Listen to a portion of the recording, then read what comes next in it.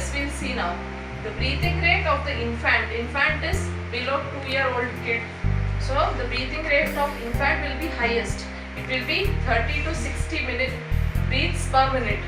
Whereas moving on to toddlers are about 2 years age of children. So in toddlers the breathing rate will be 20 to 40 breaths per minute. Then as the children become adult, they reach 18 years of age. In adults the breathing rate will be 18 to 30 breaths per minute. So the breathing rate varies at different ages. If you want to check a breathing rate, you can check to your pet also. Suppose if you have a dog or a cat, if you put a hand over their chest, then you can check their breathing rate by using a watch. 1 minute you can see the time on a stopwatch, and you can check the breathing rate of the organ of that pet. Then have you ever thought, why do you feel hungry after a physical activity? Suppose if you do a workout in a gym, or you do running, cycling, swimming, etc. You feel hungry after a rigorous physical activity. Why? Why? Because exercise increases the rate at which energy is needed from the food.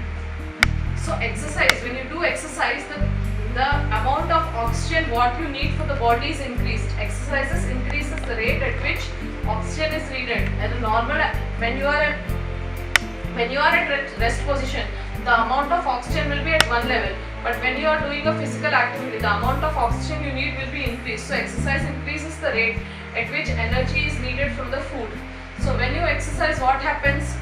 Thereby it increases the need for food and oxygen in the body. So when you exercise, the need for the food and oxygen will be increased because your breathing rate will be increased. Thereby, as the need for the food and oxygen increases, you start feeling hunger pangs. That is the feeling of hunger in your stomach. So that is the reason you feel hungry after a physical activity. Then sometimes you do deep breathing. Suppose if you are congested, you are going in a bus which is tightly packed. You feel congested, you feel short of breath. That time what you do? We do deep breathing. Why is deep breathing necessary sometimes? Because whenever you need more oxygen, you do deep breathing. We have many yogasanas, right? The Baba Ramdev says many yogasanas like Anulom Vilom. That is a type of deep breathing. Meditation, again that is a type of deep breathing. So deep breathing gives more oxygen to our body. So whenever there is more need of oxygen, we do deep breathing to give more oxygen to the cells, to give more oxygen to the body. And does the various activities have same rate of breathing? No. When you are at rest, the breathing rate will be slower. But when you are doing some physical activity, the breathing rate will be higher.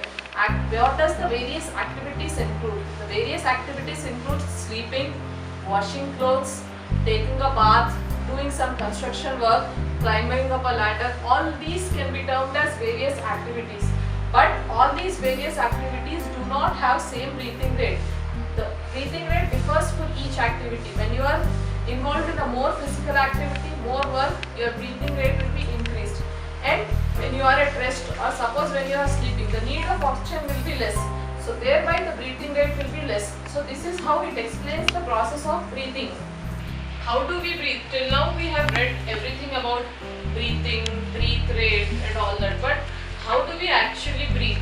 So we take in air through the nostrils, right? So whenever we do like this, we are taking inside air. So that air first goes through our nostrils. So taking in the air through the nostrils. The holes of our nose are known as nostrils. So we take in air through our nose, that is through our nostrils. Then what happens? The air enters the nasal cavity.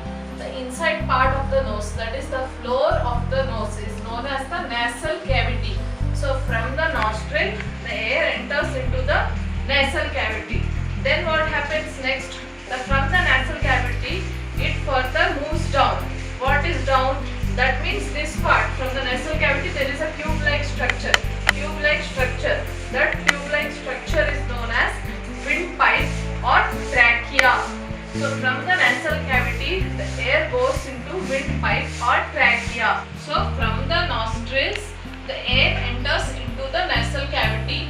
Below the nostrils, that means the floor of the nose, there is nasal cavity. So from the nasal cavity, the air further moves back. That is, there is a pipe-like structure here in your throat, from where the pipe-like structure passes down. The pipe-like structure also has throat and its parts in that. Those are known as pharynx, larynx. All those are parts of your throat. So from below the nasal cavity, the pipe-like structure is known as windpipe or trachea. So this will be like a pipe-like structure which will lead further to the lungs. So these two things are, there are two lungs in our body, right? So windpipe or trachea then opens into the lungs. There are two lungs in our human body. Human body has two lungs. So these lungs, the lungs are situated in a cavity-like structure. That means a cage or a hole-like structure. That structure is known as chest cavity. So the lungs are situated in a chest cavity. The chest cavity is surrounded by the ribs, also known as the rib cage. Chest means here, this part of your body. So the chest cavity is made up of ribs. All the part here, it is ribs. So it is made up of rib cage. The chest cavity is surrounded by rib cage. Then diaphragm is a structure present at the floor of the chest cavity. There are in the chest cavity, there is lungs, there is, what is there? Ribs or rib cage, then there is diaphragm. So this windpipe leads to a cavity where these structures are known as the rib cages. Rib cages. Suppose if you eat, people who are non-vegetarians eat goat meat, right? Mutton. So in that mutton, sometimes if you go to a mutton shop, you see small bone-like structures, flattened structures. Those are nothing but the rib cages of the goat. So same way here also human beings have rib cage. Below the rib cage, this is diaphragm. This is known as the diaphragm at the floor of the chest cavity, which will move in the breathing process. So from the lungs, the air moves into the chest cavity. The chest cavity is surrounded by the ribs or rib cage, and at the floor of the chest cavity there is something called diaphragm. So the breathing process involves the movement of the rib cage and diaphragm both.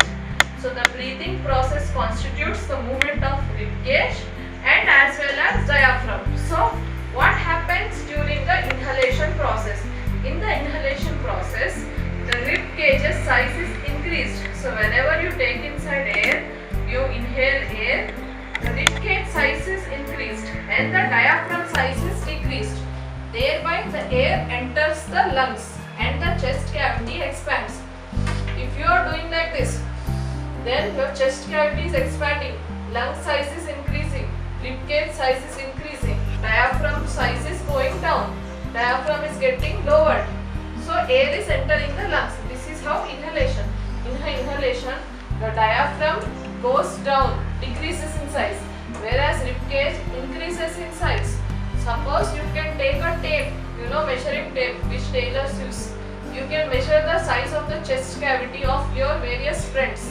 Whenever they take inside air, the size will be different for every student because the size of the chest of every student will be different. So that is inhalation, how it occurs. Then moving on to exhalation. During the exhalation process, we breathe out air. So at that time, the rib cage decreases in size and the diaphragm increases in size. Thereby, reduce the size of the chest cavity. There is decrease in the size of the chest cavity, and then air is pushed out of the lungs. That means you breathe outside air. In the exhalation process, the rib cage size will be decreased and the diaphragm size will be increased. So that is how the breathing takes place in the lungs, and that is the process through which how we breathe. Then smoking. Smoking is a bad habit. Everybody knows that, na? Why is smoking injurious to health? Because when you smoke, the harmful particles of tobacco enter your lungs and damage your lungs. Suppose the lungs are usually pinkish in color, but if you do smoking, the lungs will gradually turn blackish in color due to the deposition of tobacco and other harmful products. So smoking is always bad for your health. Then sometimes we get sneezing. There are hairs in our nose. Everybody has hairs in our nose to protect us from the unwanted harmful dust particles, pollution particles. But sometimes unwanted dust, pollution particles enter the nostrils and reach the nasal cavity via nose. At that time we get sneeze. Sneeze is the removal of those unwanted or dust particles which have entered the lining of the nasal cavity. So sneezing is the process by which removal of the unwanted dust particles or pollution particles through the nasal cavity or the lining of the nasal cavity. Then to explain the process of breathing, we can take an example. This example explains the mechanism of breathing. What we are doing? We are taking two empty plastic bottles, 1 liter bottles. At the bottom of the bottle, we are cutting it and making a big hole in the two bottom of the bottle.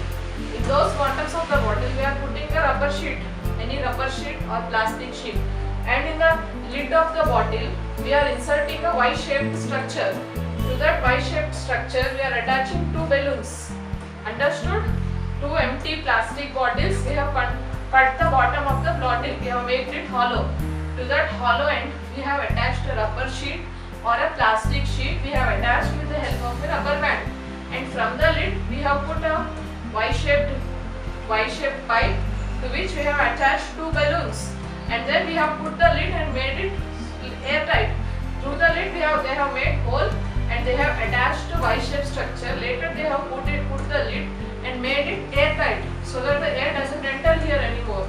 Then when you pull this rubber sheet downwards, the balloons get filled up with the air because you are pulling the air like this. In the second thing, when you release the rubber sheet, the balloons decrease in size. So this is how it explains the mechanism of breathing. So the balloon, the plastic bottles has two balloons attached to it. Below there is rubber sheet. When you are pulling the rubber sheet like this, the air is getting filled up in the cavity due to the pressure. Thereby the balloons increase in size. That is how lungs function. Same way when you release the rubber structure is rubber bands are usually expandable, right? Same way rubber sheets are expandable. So same way when you pull it, the balloons fill with air and increase in size. Same way when you release the rubber sheet, the balloons decrease in size. So this is how it explains the mechanism of breathing. Here balloons act like the lungs. And this plastic bottle, this rubber sheet acts like the chest cavity. So this is how this acts like a nostrils. This acts like the lungs. So this activity explains the mechanism of breathing. And this process explains you how we breathe.